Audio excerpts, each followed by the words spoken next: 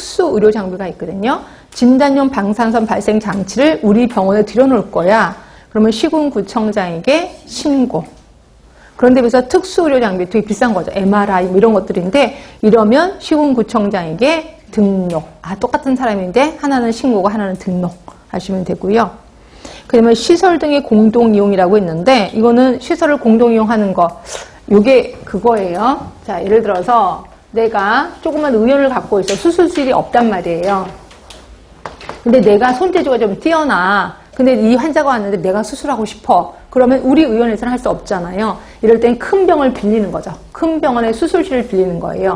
그래서 연락을 해서 거기 수술실 비나요? 그냥 빈대. 그러면 거기 날짜를 잡아달라는 거, 날짜를 잡아달라고 해요. 그래서 환자한테는 매월 며칠 몇 시에 어느 병원 수술실에서 만납시다 라고 하는 거죠. 그래서 거기 가서 거기에 있는 마취과 의사, 거기 있는 간호사를 이용해서 수술을 해. 그리고 환자는 회복실에 놔두고 나는 오는 거예요.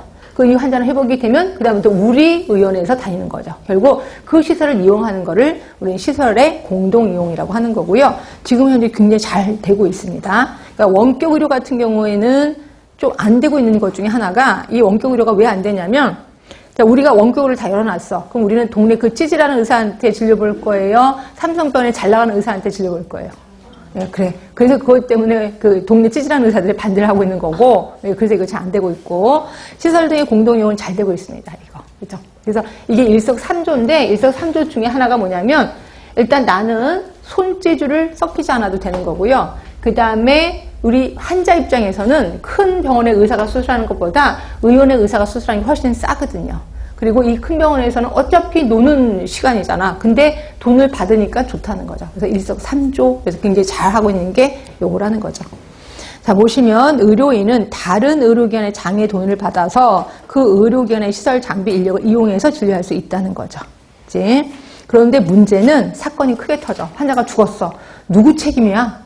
그치? 잘잘못이 어마어마하겠다. 그래서 3번을 보시면 의료인이 다른 의료기관의 시설 장비 인력을 이용해서 진료하는 과정에서 발생한 의료사고에 대해서 진료를 한 의료인이 가실 때문이라면 의료인에게, 네, 시설 장비의 문제라면 그 의료기관 개설자에게 각각 책임이 있는 것을 본다는 거죠.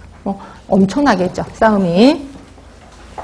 자, 옆에 가시면 신의료기술평가, 이것도 한번 시험 문제 나온 적 있었었는데 신의료기술을 개발했어요. 이걸 바로 환자한테 쓰면 돼, 안 돼? 안 되겠지. 그래서 쓰기 전에 평가를 해본다는 거죠. 근데 뭐를 평가하냐면 두 가지에 대해서 평가합니다. 두 가지가 뭐냐면 두 번째 줄에 있을 거야.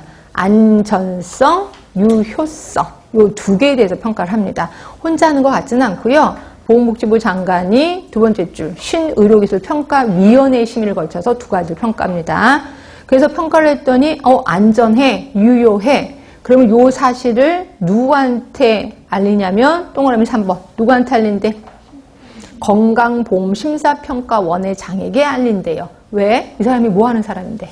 이 사람이 수가 매기고 평가하는 사람이거든요. 그렇죠? 그래서 이 사람한테 해서 그 다음에 수가 매기려고 하는구나. 이렇게 보시면 됩니다. 하여튼 신의료기술 평가 보시면 되고, 그런데 의료기관 인증. 요건 시험 문제 어마어마하게 나옵니다.